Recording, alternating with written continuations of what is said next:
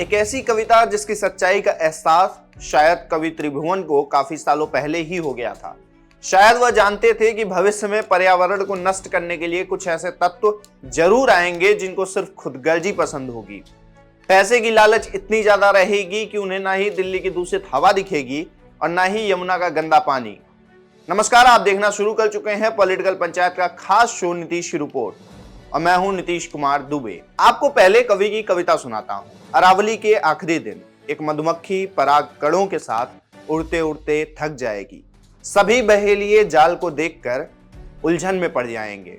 एक नन्हा खरगोश लू की बौछार में हाफते हाफते थक जाएगा। चेतना आकुलित बघेरे कहीं नहीं दिखेंगे इस निहिर निर्वसन धरती पर। अरावली के आखिरी दिन युवतियां छाता लेकर सैर करने जाएंगी और लॉन में टहलकर लौट आएंगी। एक शराबी चंद्रमा की रोशनी में बहेलिये बस्तियों की ओर लौटते नजर आएंगे। कुछ पीले चेहरे सब्जियों के ठेले लेकर मोहल्ले में रेंगते हुए आवाजें देंगे। अरावली का इसके अलावा यहाँ और क्या अंत होगा। अरावली का इसके अलावा वहां और क्या अंत होगा। अब चाहे वो अरावली का मुद्दा हो या दिल्ली की दूषित हवा, सरकार के लिए ये सारी समस्याएं ही नहीं है। समस्या है तो सिर्फ अरावली, समस्या है तो ये कि भारत की राजधानी में कुत्ते क्यों हैं। अरे साहब, अगर आप अपनी पुरानी समस्याओं का समाधान नहीं ढूंढ पा रहे हैं तो नई समस्याएं तो मत पैदा करिए।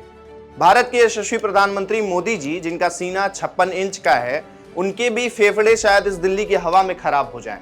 मगर साहब ने तो अपने लिए और अभी सभी सरकारी दफ्तरों में एयर प्योरीफायर लगवा दिया है ताकि अफसरों को आराम करने में सांस की दिक्कत ना हो। एक तरफ दिल्ली की मुख्यमंत्री रेखा गुप्ता, जो शायद ऑक्सफोर्ड यूनिवर्सिटी में कभी लेक्चर लेने गई होंगी, क्योंकि शायद वही एक ऐसी सज्जन है जो AQI को IQ और AIQ कहती हैं। जिस मुख्यमंत्री को दिल्ली का क्षेत्रफल तक नहीं पता है, जो दिल्ली के क्षेत्रफल को 1484 किलोमीटर बताती हैं, वो भारत की राजधानी के मुख्यमंत्री बनकर बैठी हैं। तो ये उम्मीद तो झूठे ही है कि दिल्ली की हवा अब आने वाले 5 सालों में साफ होने वाली है या दिल्ली के लोग साफ पानी पी पाएंगे। खैर, चाहे वो बिहार में BPSC को लेकर छात्रों का प्रदर्शन हो, उत्तर प्रदेश में UPPSC को लेकर छात्रों का प्रदर्शन हो, दिल्ली की हवा हो, जानवरों को लेकर हो रहा प्रदर्शन हो, या फिर अरावली को लेकर राजस्थान में हो रहा प्रदर्शन हो। अब मोदी सरकार के सामने इतनी सारी दिक्कतें एक साथ आ गई तो शायद उन्होंने सोचा कि अब किन किन दिक्कतों को खत्म किया जाए। तो उन्होंने सोचा होगा कि एक भी खत्म नहीं करते हैं, बल्कि उन राज्यों की दिक्कतों पर सवाल उठाते हैं जिन राज्यों में विपक्ष की सरकार है। शहरों के नाम बदलते हैं, योजनाओं के नाम बदलते हैं। चलो, ये तो रही सरकार की बात, मगर हमारी मीडिया मोदी सरकार से एक कदम और ऊपर है। इन्हें सरकार से इतना पैसा मिल रहा है कि ये अपनी ही कही हुई बातों के विपरीत बातें करने लगते हैं। चाहे वो इंडिया टीवी के रजत शर्मा हो, जो केजरीवाल की सरकार में दिल्ली की दूषित हवा के लिए सरकार को जिम्मेदार बता रहे थे। अब जब दिल्ली में भाजपा की सरकार है तो अरावली के पर्वत जिम्मेदार हो गए।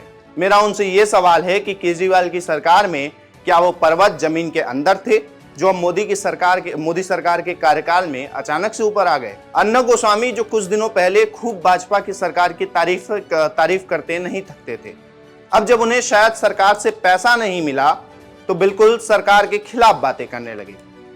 माफ करिएगा साहब, लेकिन जो चीजें आप लोग कर रहे हैं वो पत्रकारिता के मूल्यों के बिल्कुल विपरीत हैं।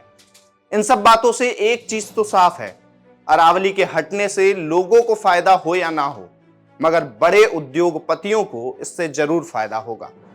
जानकारी आपको कैसी लगी हमें कमेंट बॉक्स में जरूर बताएं। अगर आप चैनल पर नए हैं तो इसको सब्सक्राइब करना ना भूलें। आप देख रहे थे पॉलिटिकल पंचायत का खास शो नीतीश की रिपोर्ट।